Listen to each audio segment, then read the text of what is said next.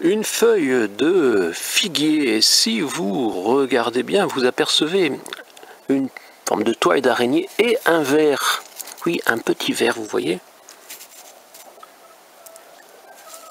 C'est bien un ver, alors qu'est-ce que je fais? Je les écrase. Parce que je n'ai pas d'autre solution pour l'instant. Je n'en connais pas, peut-être que vous allez m'en donner. Je vais 3 mètres plus loin. Et si ce n'était que sur la feuille, ce ne serait pas grave. Mais la suite, c'est que ce ver entre dans la figue. Vous voyez, et naturellement, cette figue sera véreuse. Comme son nom l'indique, il y en a d'autres pour l'instant. C'est encore très peu, et ça fait une forme de toile, petite toile, et le ver est rentré à cet endroit. C'est depuis quelques années ici dans le Quercy, et ça fait sur les feuilles. Donc quand il y en a peu et que c'est en bas, je les écrase. Mais j'ai l'impression que chaque année c'est un peu plus. Et l'année dernière, je me suis même laissé déborder et je n'avais plus rien. Donc je ne sais pas là si la bête y est encore. Je ne la vois pas. J'ai déjà sûrement écrasé à voir, oui.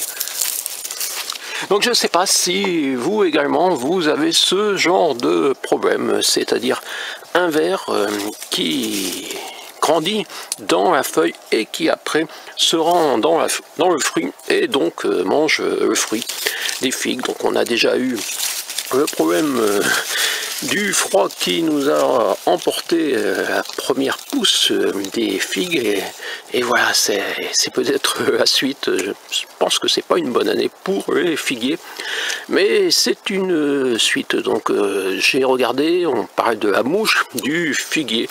Donc si vous également vous avez ce souci et surtout si vous avez trouvé une solution, naturellement il ne s'agit pas de renverser des tonnes de pesticides avec un avion sur nos figuiers, mais d'éloigner cette mouche ou de la capturer. Toi, et français.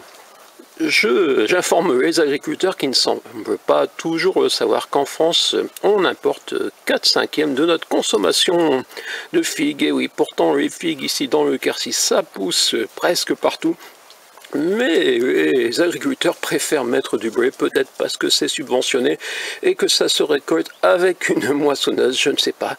Mais il serait temps que les agriculteurs produisent ce que l'on consomme. Et oui, que les subventions aillent aux producteurs de ce que l'on consomme et non aux fournisseurs des grands patrons, comme celui de Lactalis, je crois que c'est ainsi, le beurre président et tout, qui est dans les grandes fortunes pendant que les agriculteurs sont subventionnés. Il y a quand même quelque chose qui ne marche pas.